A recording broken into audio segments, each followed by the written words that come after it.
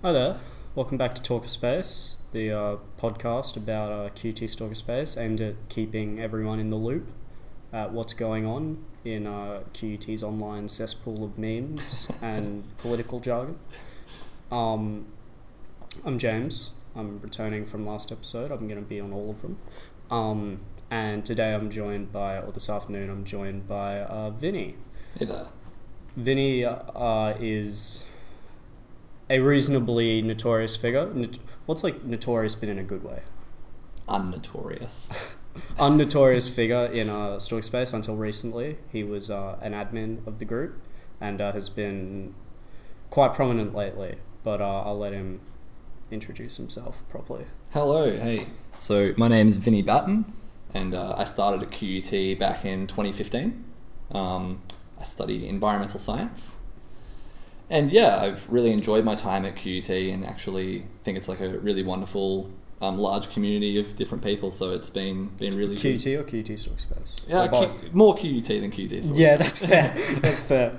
But yeah, I mean, like we all do, we hear about QUT Stalker Space from our friends in our first semester or during O Week, and we all join in. And I guess that is a big part of the community, in the sense that most people do sign up for it, and that's where a lot of students get their information about what's going on at the university in more of an informal sense.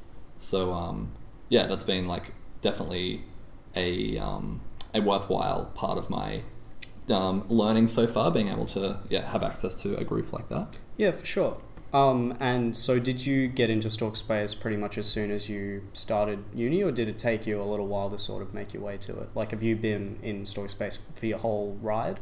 Well, as I said, it seems like a pretty recurring theme that you get told about it during O Week by like, if you've maybe got like QUT Connect people introducing you to the university, then perhaps they'll recommend Stalker Space as like a place to meet new people or like find out what's going on at the university. Yeah, it does seem like very much a rite of passage that a lot of students end up taking. For sure, I feel like it's got a bit more, and it's like a cultural thing, for sure. Like, I feel like if you're not, I mean, part of the reason we're making this podcast is for people who might not be in the Stalker Space and they might be missing out, but it's almost like, did you really go to QUT if you like didn't post a shitty meme in Stalker Space once or twice? Yeah, if unless you got over 1k reacts on a meme, like, who are you? I always, before I graduated, I was always hoping that I'd like post a meme that'd just absolutely go off, and then someone would like recognize me and shoot or something like, you made that meme, which in hindsight was really sad. I mean, it's funny because like, I don't post that much as far as like meme content, but like my one bit of content that I post is this exact same meme at the exact same time at the same date every year, and I like do stats on the reactions. The mid-semester break one. Yeah. That's a classic. You should look that up if you haven't seen it. We'll attach a link to that the 3 memes after this. We'll get our editor to put it up on the screen. Like here, I don't know if he will. So, what's your history been like with the group itself?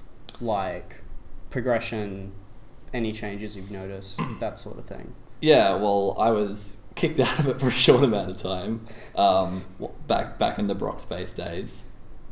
Oh, because you were like pro Brockspace? Yeah. So, my very first semester in QUT Stalker Space, that's when Brockspace started. Yeah. I'm not sure if people went into Brockspace at all last episode. It did not get a mention. Yeah, so Brockspace is a fairly prominent part of Stalker Space history in the sense that a man named Brock Lowry... It's probably the most successful, in terms of all the groups that have come after Stalker Space 2.0, you know, there's like Stalker Spaces 3 through 8. Yeah. But all of them just pale in significance to Brockspace, at least in terms of size. Yeah, I don't know how far you want to get into Brockspace, but... Not very. Brockspace is what it is, and there was a split off from Stalker Space at one point in time, but that's dead and gone now. Yeah, so, I spent about a day and then left. Yeah. But yeah, so I feel like a big part of your... I mean, you, until recently, were an admin, and you did that for... Well, I've been moderator for the last 18 months or so alongside Lewis Holmes. And then only a few months ago, Candace Krieger and Jess Doyle people who were around at the start of Stalker Space back in 2012. Who are both now graduated for some time. Yeah, they've both graduated, so they decided it was time to move on. And they thought that the logical choice was to hand it on to me. Yep. So I've been the sole admin for a few months or so now, and we recruited a whole bunch of new moderators. And I think all in all, it's been running fairly smoothly. Yeah, groovy. Like I said, you've been pretty prominent ignoring the fact that you were the admin, which made you pretty prominent to begin with, in terms of your actual posting, there's been a lot going on lately because of the election, or the lack of an election. Sure. People who don't know, Student Guild currently formed by Epic, who are the incumbents. You know, they've been running it for like the best part of a decade now, I think. Yeah, I believe they got elected in 2011. Okay. Yeah. So the guild's been around for a long time, but as far as almost any current student can remember, it's been run by Epic. Yeah. I doubt there are a few people around who remember pre-Epic times. But yeah, they recently did a thing. We touched on it a little in the last episode, but they pretty much, saying they stole an election is probably a bit harsh. They engineered a situation in which an election did not happen. Do you want to explain that? You're much more involved in it than I am. Yeah, I mean... Probably worth mentioning before we get into any of this that you are part of Reach. Yeah. Which is the opposition party. I guess it's just like an overview to start with of like what the QUT Guild is, and I guess why it's like gathered so much attention. Because the amount of people in Stalker Space who don't care, or say they don't care because they think that's a really cool thing to do. But tell us why we should care about the guild and who forms it. Yeah, sure. So the QUT Guild, student unions around the country, like every university has to have one. And they are fairly independent and autonomous from the university. So they're made up of elected students from the community, and usually in the form of like a party that runs to compete to have control of it. And it's like a government. There's a ticket, people have positions, there's a president. Yeah. Different portfolios, I guess you'd call them. Yeah, and it's a paid positions as well, which is a pretty common misconception. People just think it's volunteering, but the students are paid for their time. Yeah, these people are dealing with millions of dollars a year. Yeah, so the Student Guild controls millions and millions of dollars a year. They recently released their budget publicly for the first time since they got in power, which, 7 years ago. But yeah, essentially, the guild operate quite a few things on campus and like manage quite a few things on campus. So, for example, both of the bars, the academic gown hire, the lolly shop, the corner store. So there's a lot of services on the campus that the guild run and make money from, because the guild is essentially a non-for-profit business. Yeah. And with that money, with the students' money, essentially, they run events, they help fund clubs and societies, and basically breathe life into into campus life. They fund all the things that make uni fun. Sure, yeah. Are meant to make uni fun. And at the heart of it, they're meant to be the voice of the students, It's meant to fight for student rights. It's meant to push for things that improve the quality of life for students, because they're essentially lobbying against the business that is the university to make sure they're held accountable for student rights. Yeah, like to say maybe the first good thing about the guild that we've said this episode, they do offer, things like the student wingman service and I believe like counselling services and stuff like that. So, they're not entirely monsters. But yeah, so they have millions and millions of dollars, but the idea of that is it all gets used for things that are meant to benefit students. Yeah, well, that's the purpose of it. I mean, the whole thing is that they're quite powerful organisations because they don't really answer to the university as far as how they spend their money, and as a result, it's pretty much decided by Guild Council, which is made up of students. anyway, getting more into like the nitty gritty of how it works, but basically why a student should care about the guild is it's, you know, they elect in student representatives that fight for them and that choose how to spend a lot of student money to benefit groups of students and the student body as a whole. And for that reason, I think there should be a lot of interest in how they achieve that and what they're trying to achieve. And that's why opposition is so important. So the whole process can be held to a really high standard. For sure. So you were part of... So this year there was supposedly an election that was meant to happen, but because Epic didn't advertise it as much as they could have, it got to a point at which it looked like Epic had run unopposed and were going to form guild for another year. You and a few other people then put together Democracy for QUT. Yeah, so essentially, so Reach for QUT Guild, which is the group that I represent, that started last year as an opposition to Epic, and it got 46% of the vote last year. Which was the closest result, pretty much since Epic. Yeah, by far the closest result. And that was predominantly made up of people who had defected from Epic, who were no longer happy with how Epic ran, and a variety of club leaders and just concerned students that came together to form, I guess a disgruntled group of people who thought they could provide a strong alternative for how the guild was being run. So we lost, and then a year rolled around and we were hoping to compete again and had very strong hopes about our chances of winning this time based on last year's result. Especially since last year's result had about 1 to 2 weeks of planning before the actual election. It was very last minute. Yes. Yeah. But yeah, so you guys were gearing up to run again this year. Yeah. And then obviously were denied that opportunity.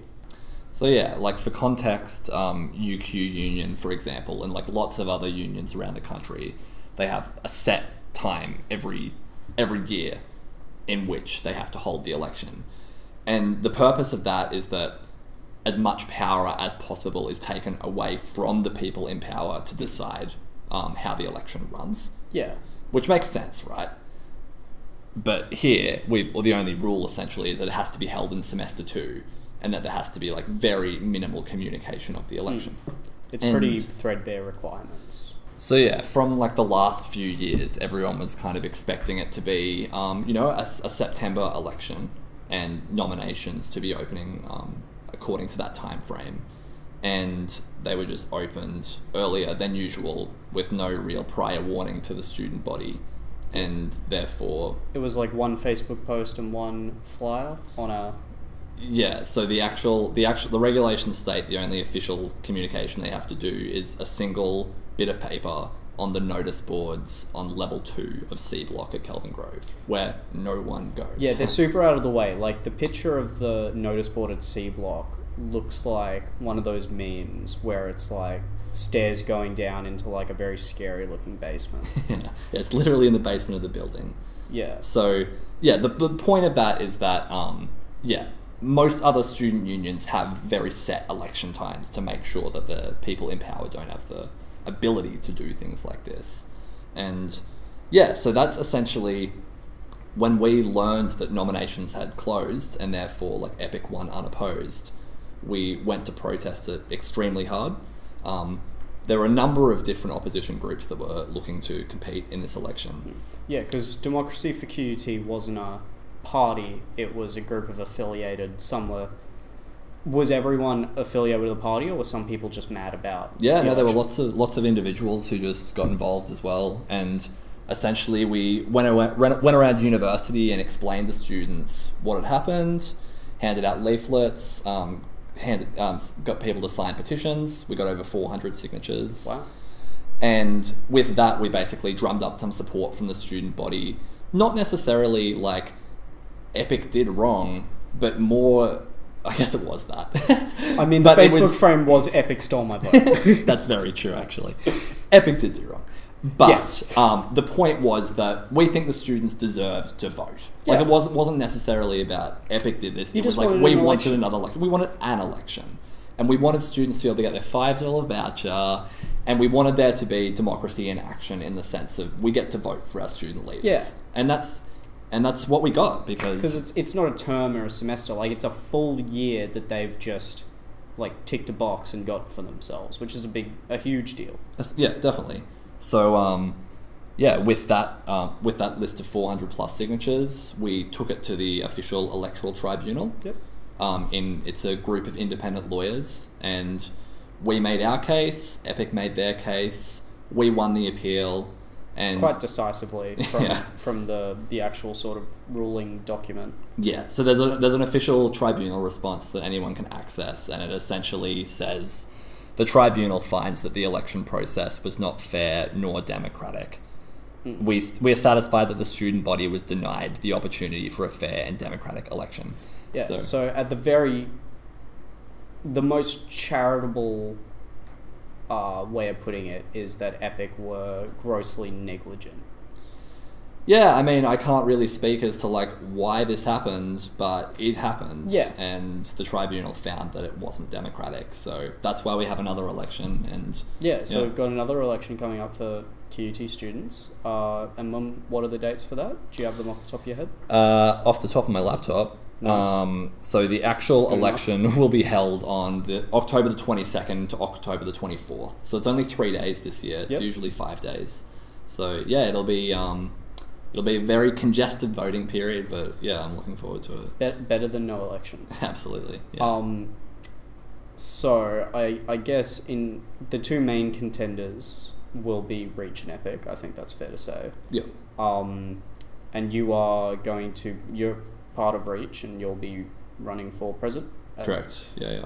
And do you want to talk about, because you recently stepped down as admin of Stalker Space? Yeah. Do you want to talk about that a little? Well, look, I mean, Stalker Space, it's got about 50,000 members, and as I said, it's like a place where a lot of students go for information first. It's a pretty valuable conduit.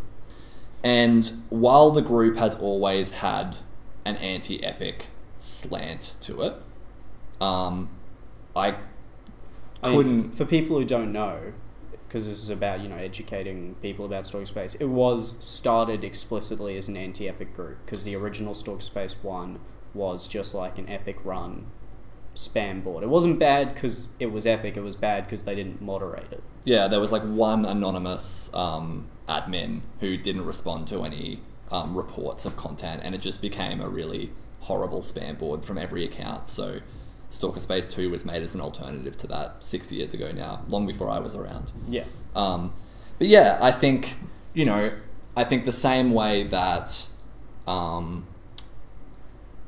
abuse of power from the people in power has been shown in this election, I don't think I could feel comfortable about, while the election was going on, for me to be like a major part of the ticket running, to be able to, decide what content can and can't be there. Yeah.